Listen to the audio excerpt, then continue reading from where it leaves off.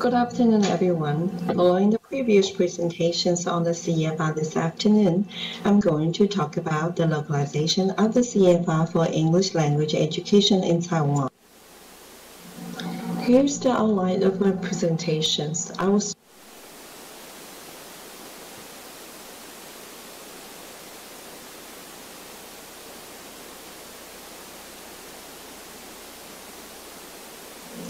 Good afternoon, everyone. Following the previous presentations on the CFR this afternoon, I'm going to talk about the localization of the CFR for English language education in Taiwan. Here's the outline of my presentations. I will start with a quick reflection on adoption of the CFR in Taiwan from 2005 to present. I will then talk about why localizing the CFR is a solution for us. I will continue by discussing possible approaches which we may adopt to realize the localization project with reference to the CFR-T model. Finally, I will conclude my presentation with some recommendations. Toward the goal of turning Taiwan into a bilingual country by 2030, the Ministry of Education and British Council conducted an English impact study. According to the study, 20% of our grade 12 students reach CFR B2 level in terms of their English language proficiency. This result is quite similar to that reported by the GPT, the locally developed English language test widely used in Taiwan.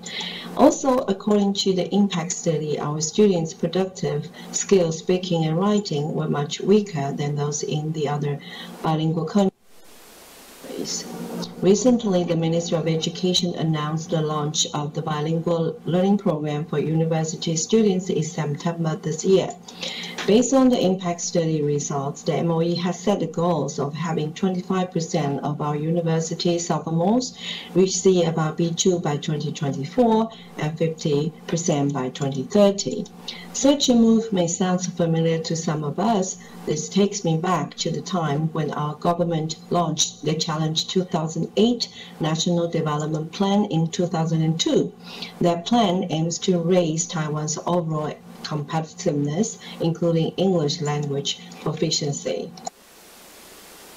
It was for the purpose of raising Taiwan's overall English ability that the connection between the CEFR and Taiwan were established in 2005. At the time, the MOE decided to use the CEFR as a means of establishing a common standard of English proficiency. Along with this policy, students, teachers of English, and civil servants were required to demonstrate a level of English proficiency in terms of the CFR level by taking an external English language test. At the same time, each of the major test providers were requested to calibrate their test against the CFR levels to assist school users in choosing a test that they consider appropriate for themselves. As you can see here, this table was released by the government, demonstrating the fact that the CFR has played an influential role since it was first adopted in our country. Here is the English translation of the table. The tests recognized include both international tests such as TOEIC and IELTS, as well as locally developed tests such as the GPT. The way the CFR is used has exerted negative impacts on our English language education. One prominent and controversial issue that has emerged from the use of the CFR in Taiwan is its overt use in assessment and testing, which has been seen as undermining the CFR's intended function as support for teaching and learning. To be more specific, the CFR has been mistakenly used in Taiwan as a means to convert scores among tests. This unintentionally has led people to choose a less challenging test, which it is easier for them to achieve the required CFR level. For example, a two-skill test assessing receptive ability is considered more friendly than a four-skill test assessing both receptive and productive ability. As we know, it is like a comparison of apples and oranges. Therefore, we should stop such misuse of the CFR and use it more appropriately. That is to bring teaching learning and assessment into closer interaction with one another, as the CFR is intended to. Back in 2015, LTTC had reflected on CFR use in Taiwan in its biannual magazine, The Way of Language. In the publication, we suggested that the CFR be used as a set of principles rather than a one-size-fits-all solution. In other words, we propose to adapt rather than adopt. That is, to localize the CFR so that it will be better suited to our own context. At that time, we also invited Professor Nagashi, the project leader of the CFR-J, to share his experience with our readers. Interestingly, both of us spoke about the CFR on the occasion of today's seminar. As 7 years have passed, our thinking about the need for localizing the CFR remains unchanged, and it has even become clearer.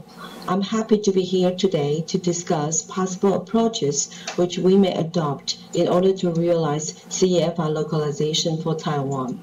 As for its name, we would call it CFR-T, following the CFR-J model, but I suggest that we drop the letter E, which stands for European. Let's just call it the CFR-T tentatively. To make the framework more locally appropriate for us, we must consider local contextual factors, including learners' characteristics in terms of their L1 background, learning behavior, and experience, etc., and also curriculum, textbook, learning resources, and the purpose of the CFRT, and also who the user of the framework. To align our curriculum with the CEFR, we need to think how they can be positioned parallel with each other. Therefore, the first approach is to make necessary adaptations to the CFR can-do descriptors to make them more concrete and applicable for Taiwanese learners in the key aspects addressed in our curriculum, including language elements in terms of vocabulary, grammar, pronunciation, accent fluency. And more importantly, we need to identify the criteria features of language use among Taiwanese learners, and also cognitive processing, language skills. And by taking this approach, a number of benefits will be realized. This includes identifying learners' strengths and weaknesses more easily, and promoting self-assessment and enhance learners' autonomy, which is a core value stated in our competency-driven curriculum. Let me explain why. Well, these are some examples of the can-do presented in our curriculum. They are clearly learning-oriented, emphasizing specific language elements. For example, the can-dos for listening at the elementary stage read: learners can understand and distinguish all 26 letters of the alphabet. Learners can understand and distinguish vocabulary items learned in class. And here are the can-dos for cognitive learning in our curriculum. In contrast, as you can see from this slide, the CFR adopts the action-oriented approach to describing language ability with can-do statement. Take B2 for an example. It says, a B2 level learner can interact with a degree of fluency and spontaneity with native speakers, can produce clear, detailed text on a wide range of subjects, and explain one's viewpoints. So given the differences between the CFR and our curriculum, we need to make necessary adaptations to the can-do descriptors in order to cover the key aspects addressed by our curriculum. Another approach is how precisely we want to measure learners' achievement or progress in English language proficiency. Look at this graphic. These are all rulers for measurement, but each differs in its degree of precision.